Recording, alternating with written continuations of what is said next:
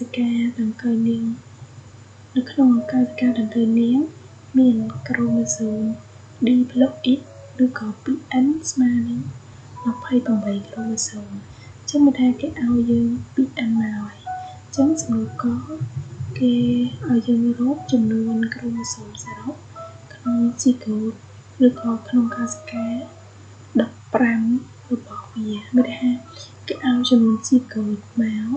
ចំនួន15អញ្ចឹងតើចំនួនក្រូម៉ូសូមសរុបរបស់ស៊ីកូត15ហ្នឹងមានប៉ុន្មានចាសំណួរកសំណួរខគេថាបើស៊ីកូតមួយរបស់ដង្កូវនាងបានឆ្លងកាត់មីតូសចំនួន7ដងគេថាក្នុងមួយស៊ីកូតក្នុងចំណោម15ហ្នឹងណាមានស៊ីកូតមួយក្នុងមួយវាធ្វើមីតូស7ដងតើកោសិកាកូនក្រោយពីធ្វើមីតូសហើយមានចំនួនប៉ុន្មាន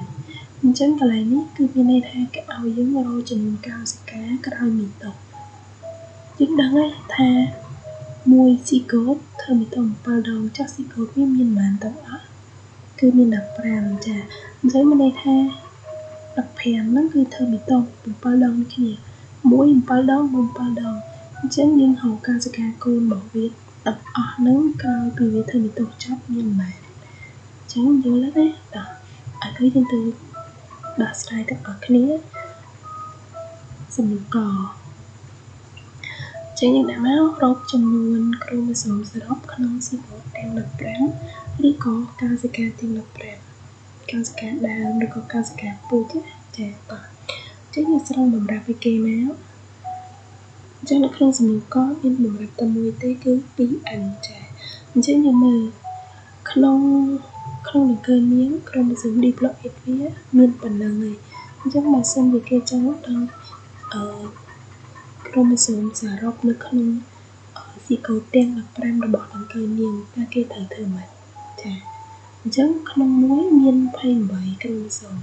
ចុះបើមាន25មាន15តើវាត្រូវមានក្រូម៉ូសូមសរុបប៉ុន្មានចាអញ្ចឹងយើងវិចាររូបមន្តគេមកចាតោះអញ្ចឹងប្រាប់គេសិនមកដោយកូនដោយកោសិកាកូនមានក្រូម៉ូសូមជាចំនួន diploid អញ្ចឹងយើងបានក្រូម៉ូសូមសរុប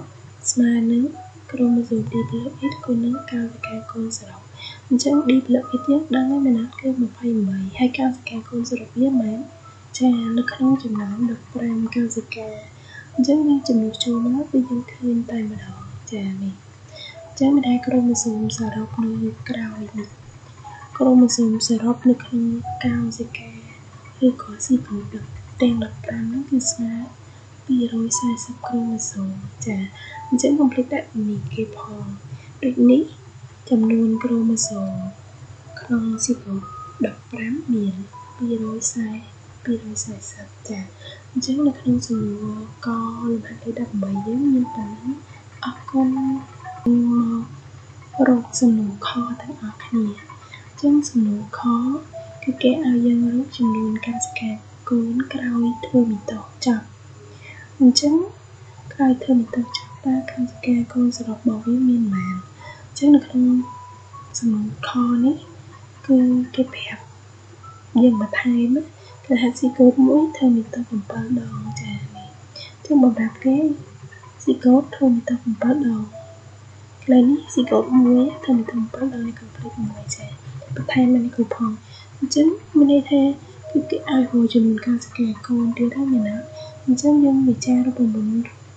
រកចំនួនកោសិកាកូនសរុបមកចឹងនៅពេលដែលយើងដាក់រូបមន្តហើយគឺយើងត្រូវប្រាប់គេថែមថាដោយកោសិកាមេមាន15វាធ្វើមីតូស7ដងអញ្ចឹងកន្លែងហ្នឹងរូបមន្តរបស់វានោះគឺចំនួនកោសិកាកូនស្មើនឹង x គុណនឹង2សេគុណ n x កន្លែងនេះគឺ x តាំងដោយកោសិកាមេចាចុះកោសិកាមេមានប៉ុន្មានយើងចំនួនចូលហើយគុណនឹង2សេគុណ n ទៅគឺយើងឃើញហើយចាអញ្ចឹងចំនួនចូលមកឃើញទាំងអស់បាទភាសា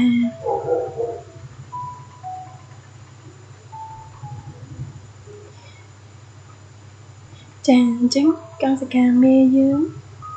ដឹងហើយឬក៏យើងហៅស៊ីកូតនេះហើយ ចាអញ្ចឹងយើងដឹងហើយចំនួនចូលមក15គុណនឹង2សេគុណ7ចាអញ្ចឹង15គុណនឹង2សេគុណ7ហើយ2សេគុណ